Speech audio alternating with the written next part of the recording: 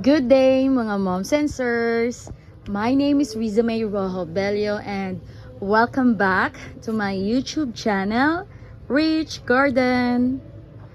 Good day mga mom sensors! Ayan. For today's video mga mom sensors, i-update ko lang kayo sa mga cacti na in-order ko na dumating kahapon. At ayan na mga mom sensors, niripat ko na yung iba at yung iba hindi pa. Nakulangan ako ng oras kaninang umaga. Ayan, mga 1 PM na ata ako nakatapos maglipat mga mom sensors. Nag-stop muna ako ng pagtatanim kasi napakasakit na ng kamay ko. At napakakatipa. Ayan, hindi ko pa nalinisan. See?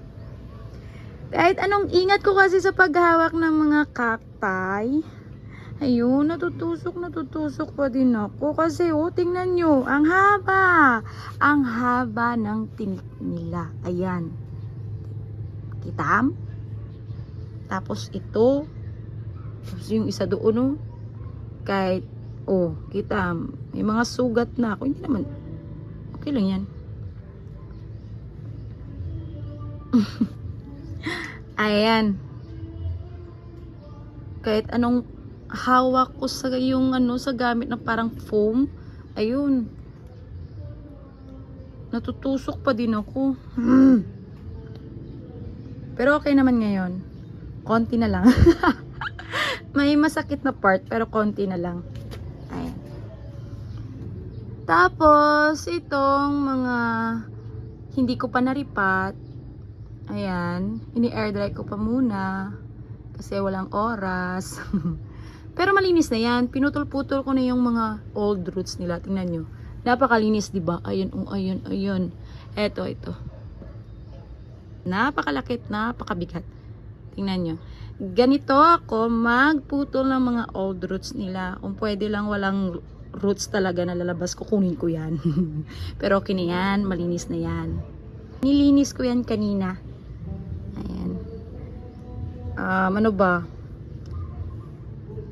Doon, sa area nandun, nilinis ko yan kasi napakakalat yan kanina.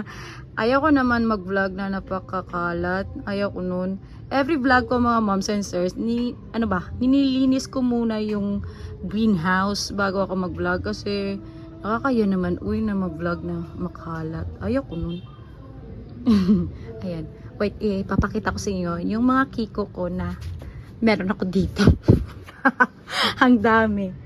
Ito stable na talaga. Tapos ito. Tapos ito. Tapos ito hindi pa din. Kasi ito yung mga recent na in-order ko na kiko nung ilang months na ba to? Ewan, nakalimutan ko. Ayan. Ito hindi din stable. Ayan, tingnan nyo.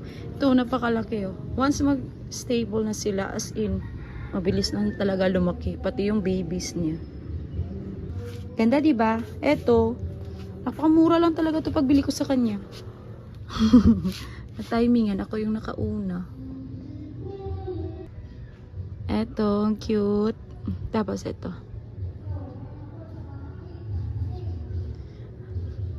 Tingnan nyo. Ito yung nakakitan ko sa lahat. Yung inner maze. Ayan. Ay, nakalimutan ko pala nung last vlog ko. Nakalimutan kong i-flex yung seller.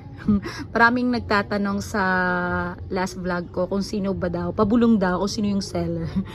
Ang haba kasi ng pangalan niya at wala na akong time na i-check pa yung FB name niya. Kasi alam ko makakalimutan ko talaga kasi ano lang ba, on the spot lang kasi yun nag-vlog lang ako kahapon. Na walang wala sa oras mga mom sensors. Ilalagay ko na lang sa screen yung FB name at FB profile ng seller na to para mas madali nyo makita. If interested kayo, yes, pwede talaga kayo bumili sa kanya. Napakamura. Yun lang, problema, marami kayong kalaban sa pagmamahing sa live selling. Ang dami kasi. Dapat malakas yung internet nyo para makauna kayong i-mine yung gusto nyong halaman mga mom sensors. Ayan. Uy, sandali. Salamat lang kasi natandaan ko. Ayan. Kahapon ko to pinutol. Tapos, kaninang umaga pag check ko, may mashi pa pala sa upper part ng cactus na to. Ewan. Ayun, pinutol ko. Nakalimutan kong lagyan ng cinnamon. Ano ba yan? After ng vlog na to, lalagyan ko yan. Hay. Feel na feel talaga yung music.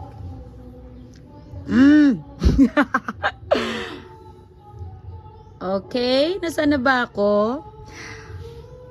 Ang problema ko mga moms and sirs, wala akong paglalagyan dito sa greenhouse kasi punong-puno na talaga.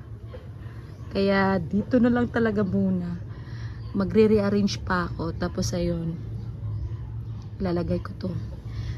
Tapos, wala na akong garden soil. Wala na din akong pumice. Wala na din akong lava rock. Ano ba? Wala na din akong rice hull.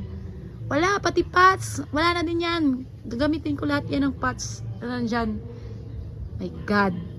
Kailangan ko talaga ng malakihang budget para makabili ako ng mga gamit dito sa greenhouse. Kasi may paparating naman ako na order ata next week siguro yun. Sana may budget. Ayan lang mga moms and sirs. Sana nagustuhan nyo to.